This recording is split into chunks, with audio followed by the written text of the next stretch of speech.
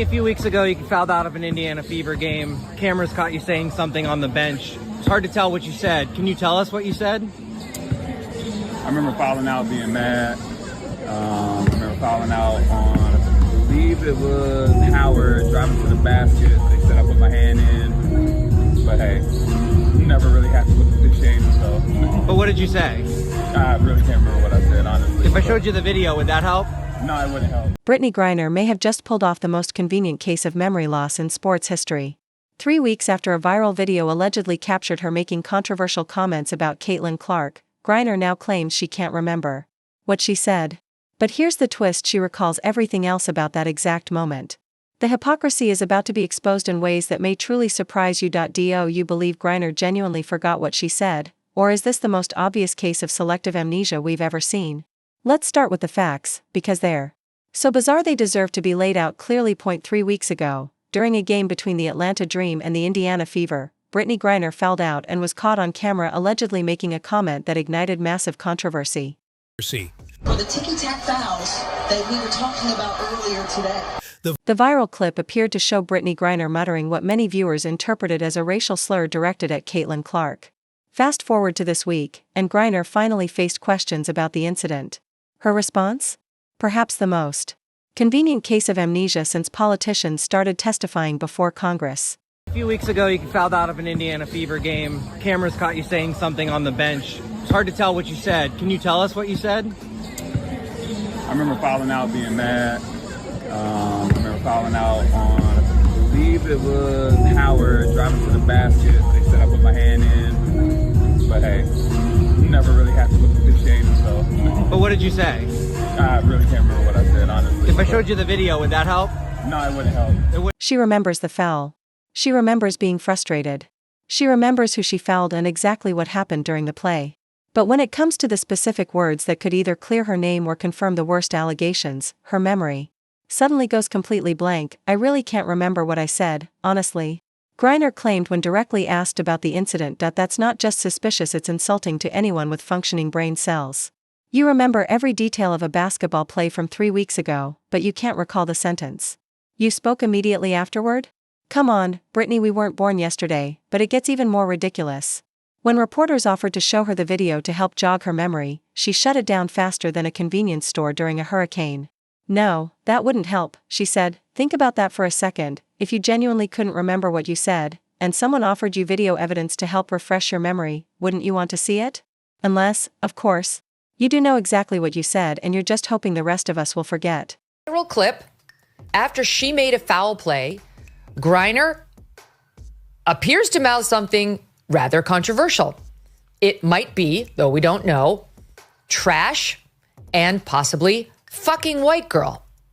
Others have suggested it might be trash and fucking whack call. We don't know what she's mouthing, but she's mouth on her and not exactly be in the gratitude space. Griner herself hasn't commented. Now, why is that?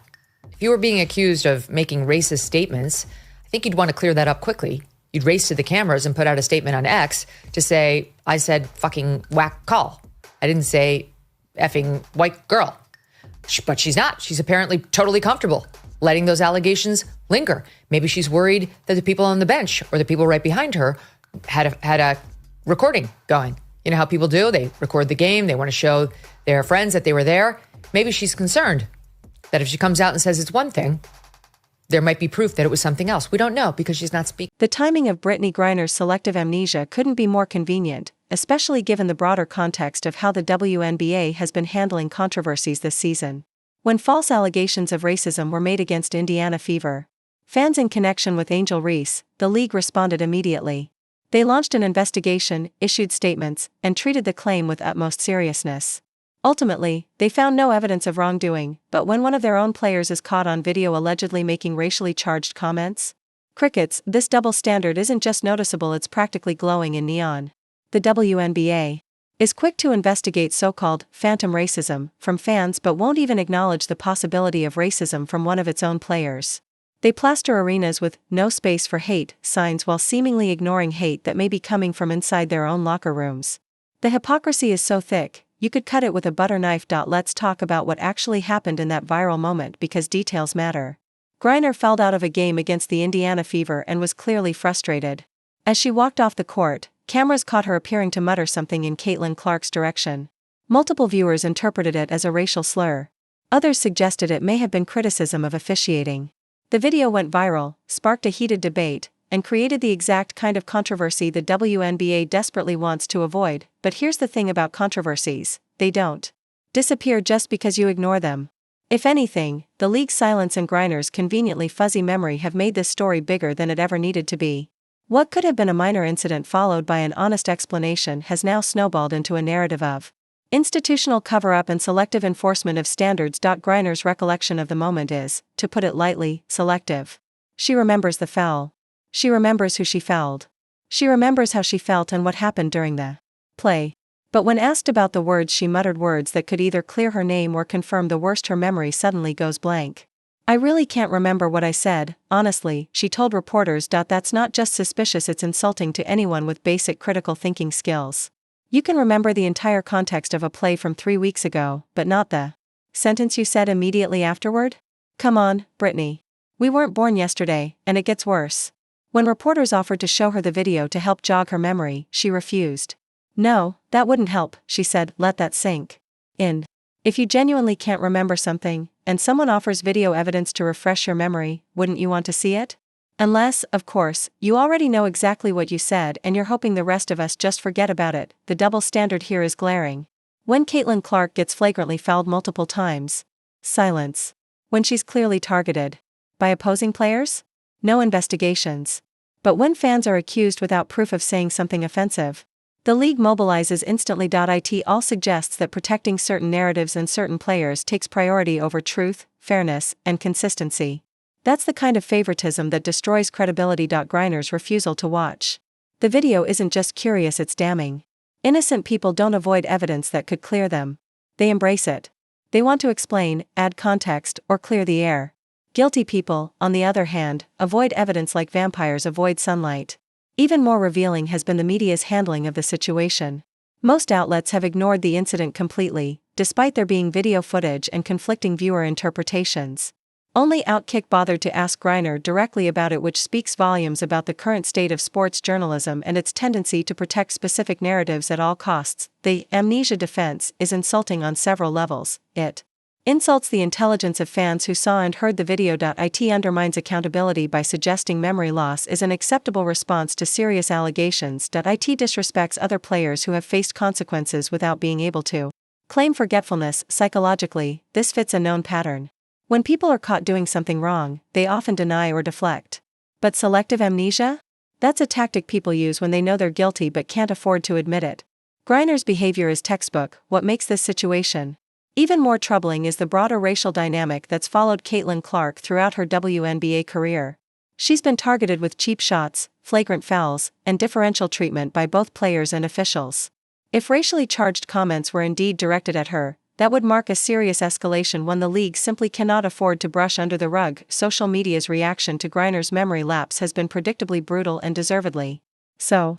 The memes write themselves. You remember fouling out but not what you said while fouling out?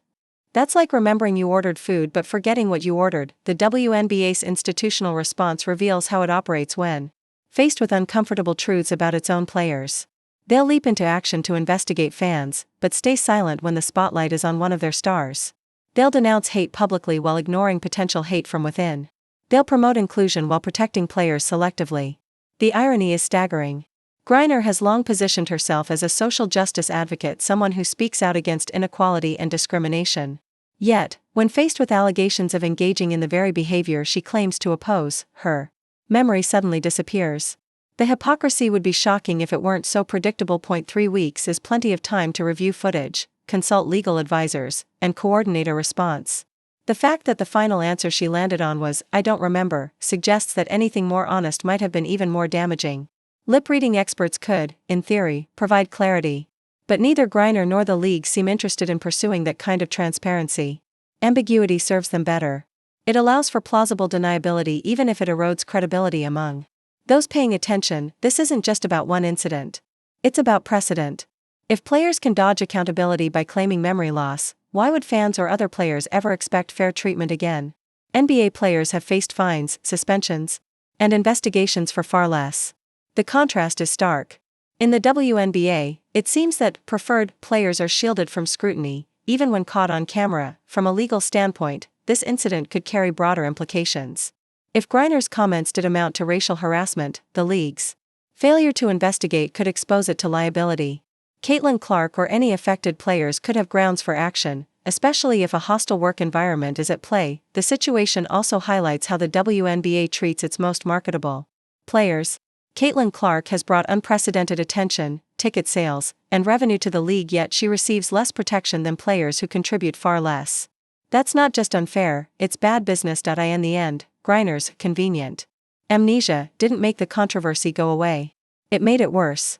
What could have been a minor incident followed by a quick clarification or apology has turned into a symbol of everything wrong with how the WNBA handles accountability.